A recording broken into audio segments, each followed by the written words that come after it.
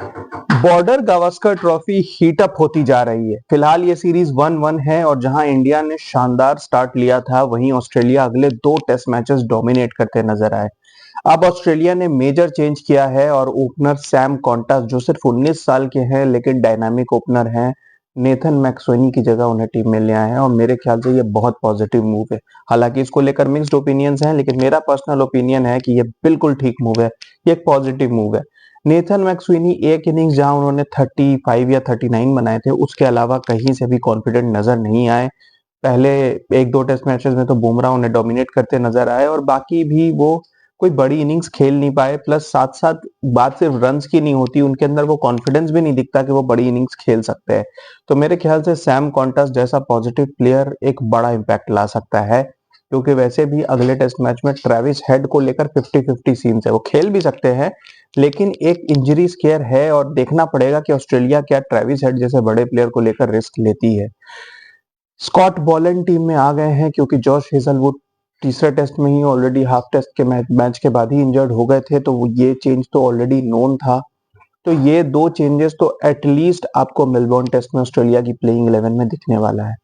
India की तरफ से भी जो अश्विन की मिड टूर्नामेंट रिटायरमेंट आई है, जिसको लेकर मैंने भी कहा था कि एटलीस्ट वो सिडनी टेस्ट तक रुक सकते थे, ये बहुत जगह इसके बारे में बात हो रही है। इसके ऊपर भी एक कंट्रोवर्सी आ रही है कि अश्विन शायद थोड़े नाराज थे, थोड़े दुखी थे, लेकिन काइंड ऑफ आप कह सकते हो कि बात अश्विन की खुद की परफॉर्मेंसेस की भी है। अश्विन की खुद की परफॉर्मेंसेस भी last I would say 1 year में बहुत ज्यादा इम्पैक्टफुल नहीं रही है। इंग्लैंड के खिलाफ वो he became the highest wicket taker, लेकिन जो इम्पैक्टफुल विकेट्स थे वो अश्विन नहीं ले पा रहे थे, वो बुमराह ही ले रहे थे आकर, या बीच में जडेजा ले रहे थे। इवेंचुअली वो बाद के विकेट्स लेकर वो हाईएस्ट विकेट टेकर बन गए, लेकिन फिर बांग्लादेश सीरीज और इंग्लैंड और न्यूजीलैंड सीरीज में भी दिख गया कि अब अश्विन में वो वाली बात नहीं रही। तो इवेंचुअली परफॉर्मेंस वाइज भी फिलहाल वो वॉशिंगटन सुंदर और जडेजा से वीक पड़ रहे थे। तो मेरे ख्याल से डिसअपॉइंटेड होने की जगह वी शुड ऑल सेलिब्रेट कि अश्विन ने जो अचीवमेंट्स की हैं टेस्ट क्रिकेट में। अब इंडियन टीम में क्या चेंजेस हो सकते हैं, इसको लेकर एक खबर ये भी आ रही है कि नीतीश कुमार रेड्डी को मे बी रेस्ट करके वॉशिंगटन सुंदर को लाया जाए, या ड्रॉप करके रादर, क्योंकि मेलबोर्न में ऐसा माना जा रहा है कि थोड़ी स्पिनर्स को हेल्प होगी।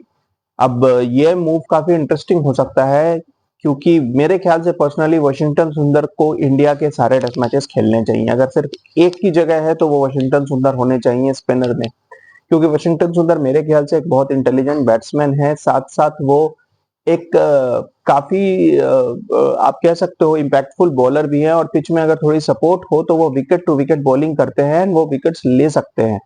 तो मेरे ख्याल से टीम इंडिया थोड़ा अंडर एस्टिमेट करती है वॉशिंगटन सुंदर को, और उन्हें जितने मौके मिलने चाहिए उतने नहीं मिलते मेरे ख्याल से। एनीवेज, ये तो टीम चेंजेस की बात है। मीडिया में भी काफी झगड़े चल रहे हैं इंटरव्यूज को लेकर, विराट कोहली के एटीट्यूड को लेकर बहुत सारी बातें हो रही है। तो यहाँ पर मैं बस एक बात कहना चाहूंगा कि अभी विराट कोहली अपने नए हेयर कट की फोटो डाल रहे हैं। क्या बीच टूर्नामेंट में, जहां टीम इंडिया इतनी बुरी तरीके से आप कह सकते हो परफॉर्मेंस दे रही है पिछले 2 टेस्ट मैचेस में, और विराट कोहली की खुद की परफॉर्मेंस की तो बात ही मत कीजिए, मेरे ख्याल से अश्विन की जगह इनको रिटायरमेंट लेना चाहिए था। तो ये हेयर कट की फोटोज आप डालकर आप क्या कर रहे हो? मतलब आपने क्या एटीट्यूड शो कर रहे हो कि यार दिस इज माय एटीट्यूड? और आप पब्लिक प्लेस में अगर आप जाओगे और कोई फोटो लेगा, तो इस तरीके का एटीट्यूड दिखाने की मेरे ख्याल से अननेसेसरली कोई जरूरत नहीं है, क्योंकि अगर आप एक सेलिब्रिटी हो तो यू हैव टू पे द कॉस्ट फॉर इट। कोई आपकी घर में घुस के आपकी फोटोज नहीं ले रहा। आप पब्लिक प्लेस में जा रहे हो तो आप कैमरामैन फोटो लेंगे ही लेंगे। तो इसको लेकर इतना बवाल मचाने की मेरे ख्याल से विराट कोहली को बिल्कुल जरूरत नहीं थी। अब ये अननेसेसरी एटीट्यूड उनको सूट भी नहीं करता है, क्योंकि उनके परफॉर्मेंसेज नहीं है, तो उनकी ज्यादातर बातें अब अनोइंग लगती है, और मीडिया और हर जगह उनकी बारे में यही बातें हो रही है। और मेरे को तो उनका नए हेयर कट का फोटो देख के लगा कि ये फोटो डालकर विराट कोहली प्रूफ क्या करने की कोशिश कर रहे हैं, क्या नए हेयर कट आते ही वो उनसे हंड्रेड्स लगने लगेंगे? मेरे ख्याल से स्कॉट बोलैंड की फोर्थ और फिफ्थ स्टंप की लाइन आज भी विराट कोहली खेल नहीं पाएंगे, जैसे पिछले 5 साल से वो टेस्ट क्रिकेट में खेल नहीं पा रहे। एनीवेज, उनकी परफॉर्मेंस बात करेगी, उनके हेयर कट से कोई फर्क नहीं पड़ता कि वो कैसी हेयर कट कराते हैं या सारे बाल मुंडवा लेते हैं। अभी जडेजा भी आए तो उन्होंने हिंदी में प्रेस कॉन्फ्रेंस दी, कुछ आकाशदीप की भी प्रेस कॉन्फ्रेंस हिंदी में हुई, इसको लेकर भी ऑस्ट्रेलियन मीडिया कह रही है कि जानबूझ के हमें बॉयकॉट किया जा रहा है। अब ऑस्ट्रेलिया की भी मीडिया कुछ उस तरीके की है जो स्टोरीज बिल्डअप करती है, जो प्रेशर बिल्डअप करती है ऑपोजिशन पे, ये हमने देखा है। अब यहाँ पर सही कौन है गलत कौन है ये कहना मुश्किल है। मैं सिर्फ उस पर्टिकुलर इंसिडेंट की बात कर रहा हूँ कि मैं विराट कोहली के साथ सहमत नहीं हूँ, बट ओवरऑल ये जो मीडिया का प्रेशर है ये अब क्रिकेट के ऊपर हावी होता दिख रहा है, और धीरे धीरे दिख रहा है कि पूरी मीडिया में अभी एक बिल्टअप हो गया है। कोई बड़ी बात नहीं है कि मेलबर्न में जब इंडियन टीम आए तो ऑस्ट्रेलियन क्राउड की तरफ से आपको कुछ एटीट्यूड देखने को मिले, and it may spice up things, you never know. आपको याद हो कि पिछले बॉर्डर गवास्कर ट्रॉफी में सिराज ने कंप्लेंट की थी कि उनके ऊपर कुछ क्राउड से कमेंट्स आ रहे हैं। हालांकि वो एक सिराज नाम की वाइन को लेकर चढ़ा रहे थे सिराज को, लेकिन सिराज इस चीज को समझ नहीं पाए थे और काफी उस चीज को लेकर हंगामा हुआ था। रहाने भी गए थे, अंपायर्स को कंप्लेंट हुई थी, और बाद में हमें स्टोरीज पता चली कि कैसे ऑस्ट्रेलिया में कोविड के टाइम पिछली बार वो सीरीज हुई थी तो काफी सारे रूल्स एंड रेगुलेशंस डाले गए थे। टीम बिल्कुल एक कमरे में बंद होकर थी, खुद का सारा काम करना पड़ता था। पूरे दिन खेलने के बाद भी कोई सपोर्ट स्टाफ उनको हेल्प करने के लिए नहीं था। शार्दुल ठाकुर ने एक इंटरव्यू में ये बात कही थी, और उस प्रेशर पे टीम इंडिया परफॉर्म कर गई थी। तो कई बार ये मीडिया का प्रेशर, ये जो बाहर से प्रेशर आता है, उस प्रेशर में टीम बेहतर परफॉर्म कर जाती है। एंड आई सीरियसली होप कि ऋषभ पंत, विराट कोहली, रोहित शर्मा, स्पेशली ये तीन जो इस सीरीज के बिगेस्ट अंडर परफॉर्मर्स रहे हैं, ये तीन सबक लें और समझ लें कि अगर इस टेस्ट में वो फेल होंगे तो पूरी मीडिया में इनका मजाक बनेगा। विराट कोहली के तो मेरे ख्याल से वो कार्टून छापेंगे और शायद मैं भी हंस पड़ूं, क्योंकि विराट कोहली अब कार्टून ही बनकर रह गए हैं। साथ साथ ऋषभ पंत को भी अब अपनी ओवर कॉन्फिडेंस छोड़ के समझना पड़ेगा कि वो टीम के अब एक सीनियर प्लेयर है जो 5 साल से टीम में खेल रहे हैं।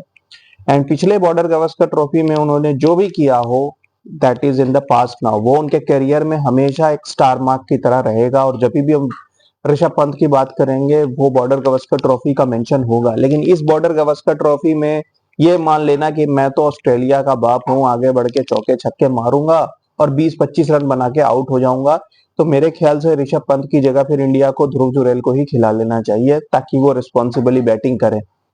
रोहित शर्मा अपने रिटायरमेंट के करीब है, और मेरे ख्याल से अगर एक आध टेस्ट मैच में वो नहीं चलते तो वो बेहतर है खुद ही रिटायरमेंट ले लें रादर देन खेले। अभी एक न्यूज आई कि उन्हें इंजरी स्केयर हुआ है, एंड अगर वो टैक्टफुल है और वो रेस्ट करना चाहते हैं तो इसमें कुछ गलत नहीं है। प्लीज कर लो भाई, क्योंकि आपसे रन नहीं बन रहे, और नंबर 5-6 पे तो कुछ समझ ही नहीं आ रहा कि आप क्यों बैटिंग कर रहे हो। शुभमन गिल एक और बोझ है टीम पे, 30 की एवरेज से खेले जा रहे हैं, टीम में घुसे हुए हैं, प्रिंस है, लेकिन ये प्रिंस से कुछ नहीं होता। तो अगर देवदत्त पडिक्कल को ट्राई करना है तो टीम इंडिया सोच सकती है, that can be a positive move as well. But अब क्या होगा नहीं होगा ये बातें हमें पता चलेंगी सिर्फ 2 दिन के अंदर, क्योंकि ये जो मेलबर्न का बॉक्सिंग डे टेस्ट है ये ऑलरेडी बहुत स्पाइस अप हो गया है। Keep watching guys, thank you.